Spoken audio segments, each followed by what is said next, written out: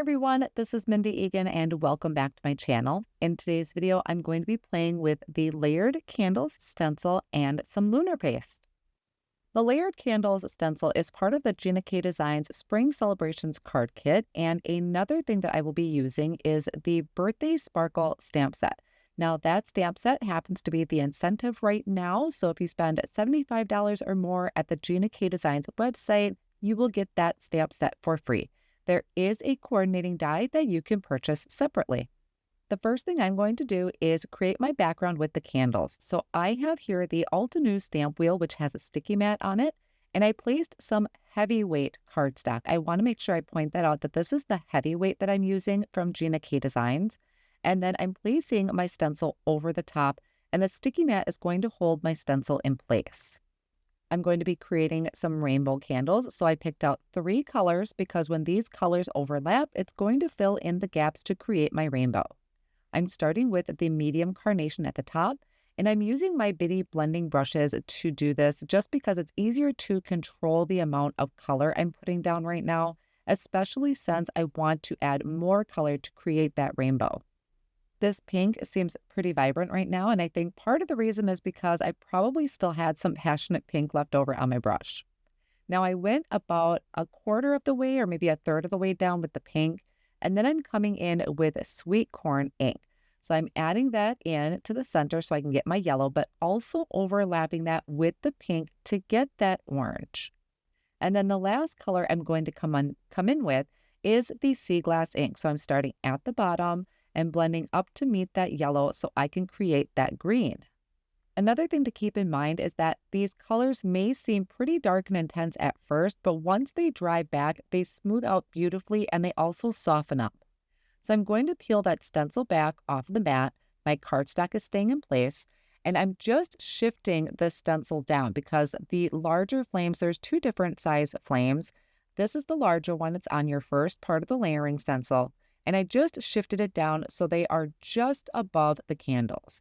Now for the larger flame here, I'm going to use the sweet corn ink once again. I'm starting down towards the bottom of the flame. I kind of want the bottom of the flame to be a little bit darker, and then I'm still going to cover in the whole area of the flame, but I'm going to be a little bit more light-handed towards the top. Again, I can just peel my stencil up off of that sticky mat. And now I'm going to bring in the second layer of the stencil. So I am going to start with the kind of inside part of the flame first. I'm going to get the ink blending done. And for this, I'm going to use Prickly Pear. So this is a pretty, I guess, kind of dark yellow. And I'm going to add that to those center pieces. Again, just using a mini blending brush. I do like to have multiple sizes of blending brushes because I do feel that they all have a unique purpose. Again, I'll just peel that stencil up and I'm going to shift my stencil up, and this is going to create some details in the candles. So some of them have stripes that are diagonal and horizontal, and then we also have some polka dots. So you could just go over that with your blending brushes and add some more color, but I decided to add some sparkle and shine. Well, I guess more shine than sparkle. And I'm using the Simon Hurley Lunar paste, and this is in Slippery When Wet. It is a beautiful, I want to call it gold. He may call it yellow. I'm not really sure, but it is a beautiful shimmery product that you can place over the top of your stencil. And he has a ton of colors in his line. I just thought this color went really well with my candles.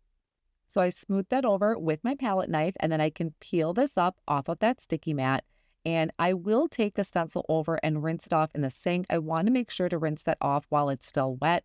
And this panel, I can take it off or take it up off of that sticky mat and set it off on the side to dry. But it already has this gorgeous shine to it. So while that's drying, I am going to work on my sentiment. I have another piece of heavyweight white cardstock that I placed down in the corner, and I'm going to be using this Birthday Sparkle stamp set. Now, if you, depending on when you're watching this video, it is the incentive set for the March release. So if you spend $75 or more over at Gina K Designs, you could get this stamp set for free. If you're watching this at a later date, it should be in the regular product line at the next release. So I place that down onto my cardstock, and I'm going to pick that up with my stamp wheel. So with the stamp wheel, it does have a removable top. Now, my sticky mat needs cleaning. That's why my cardstock kind of popped up. Normally, my cardstock sticks pretty well to their mats. I just need to clean it. So I flip my plate over so I can ink up my stamp with the black Onyx ink, flip the plate again, and stamp that down. Now, on this particular stamp wheel, this is I think they call it the square grid. And there is a little, I guess, circle or opening down towards the bottom. I always keep that down towards the bottom, so I always know how to place my stamp wheel back on there. I stamp the sentiment twice, and then I'm going to use the coordinating die to die cut that out. I also went ahead and die cut out 2 more out of that same piece of cardstock, and I'm going to layer this together with my Connect glue that I have in a fine tip bottle, and with the help of my tweezers, I will line this up. This adds stability and dimension to my sentiment. Off screen, I created a side folding card base, and I'm going to stamp a sentiment in the inside using the On the Inside Birthday Sentiment stamp set. So I picked out one of those sentiments, and I did bring in my Misty tool for this because my cardstock just fit better in here. So I have my cardstock base opened up to the inside, and I'm going to stamp my sentiment twice using the black Onyx ink. I normally don't put anything in the inside of my cards, but I really loved the font on this, and being that it was a birthday card, it was just super fitting. Unfortunately, I forgot to take pictures of the inside of my card. For the front of my card, I'm using this circle from the Circle Shakers die set. Any circle will do, and I do have the panel trimmed down to 3 3/4 by 5 inches, and I'm going to layer all around the edges with the Gina K Designs foam strips.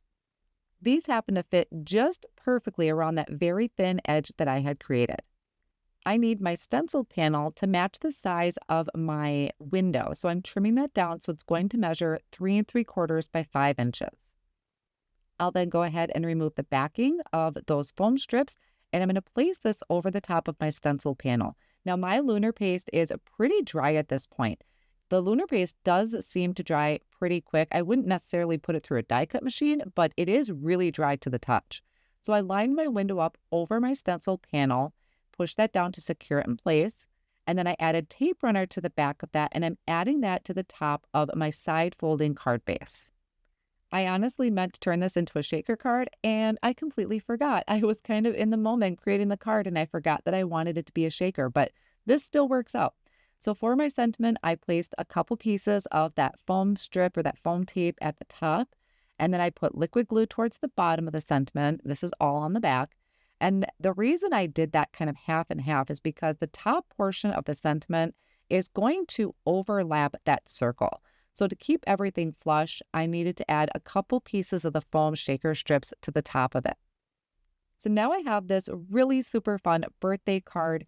I couldn't resist by adding a little bit of sparkle to this, and I'm using my unicorn stickles and just adding that over kind of the inner flame that is on the candle. So it is the perfect amount of sparkle and shine to add to the card using that unicorn stickles and the Lunar paste. I will have all of the supplies that I used in today's video listed down below in the video description and over on my blog. Thank you so much for joining me today, and I'll see you again soon.